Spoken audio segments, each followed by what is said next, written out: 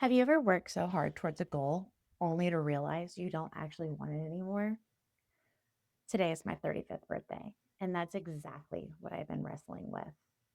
Birthdays have a funny way to making you stop and take a look at your life. Where have you been? Where are you headed? And whether the life you're working so hard to build is actually the one you want. I almost didn't make this video, partly because putting myself out on the internet is terrifying, and because I keep telling myself I need to have everything figured out before I start. But if that was what keeping me waiting, I knew I would never would start. So here I am. It's early in the morning. The house is quiet and the sun is coming up. And I'm sitting here with a cup of coffee, trying to gather my thoughts before the day begins. And if that sounds familiar, I have a feeling we're going to be great friends. So join me, pull up a chair, grab your favorite cup of coffee, and let's get to know each other. Oh, by the way, I'm Steph. I'm a wife, a mom, a preschool teacher, a wannabe artist, and someone who is learning to build a life that feels a little less rushed and a lot more intentional. If that's the kind of life you're hoping to build too, I'm really glad you're here. So, for a long time, I thought I knew exactly what I wanted my future to look like. The last year, I've been planning on taking over my mom's business. It was never really originally my dream. It was always my mom's. But over the years, it became mine too. And maybe I just thought it was supposed to be that way. So I worked hard, learned everything I could, and even convinced myself that the next step was always more responsibility. But somewhere along that way, I started to notice something. I was already working 50 hours a week and I'm exhausted. My anxiety has been getting worse. And the closer I get to the life that I've been planning, the less excited I was about living it. And that can be confusing because on the outside, everything looks like it's going according to plan. Like I said, I'm a preschool teacher. I love the children. I love to teach. And I love the families that we have at our school. But I don't want to own the school. Taking over the business and owning the childcare center would mean that I would have to give even more of myself to my work.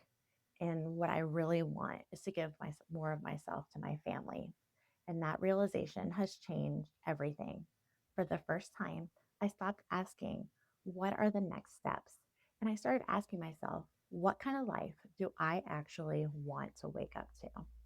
And guess what? I don't have any of the answers yet, but I do know I want more slow mornings, more dinners with my family, more creativity, a home that feels peaceful instead of overwhelming, work to fit into my life instead of becoming my whole life, and enough courage to choose a path that is actually mine. That's why I'm starting Attempting Adulthood, not because I figured it out, but because I haven't. This isn't going to be a place where I pretend everything is perfect. It's going to be a place where we can celebrate tiny wins, laugh through the messy parts, and learn how to build lives we're actually excited to wake up to. So, if you've ever changed your mind about your future, if you ever realized success looked different than what you thought it would, or if you're simply trying to build a life that feels more like yours, I hope you stay. I think we're going to figure it out together. And if you're standing at a crossroads in your life, wondering what direction to go next, I made something that helped me. It's a simple fork in the road pro con list that helped me organize my thoughts when everything felt overwhelming.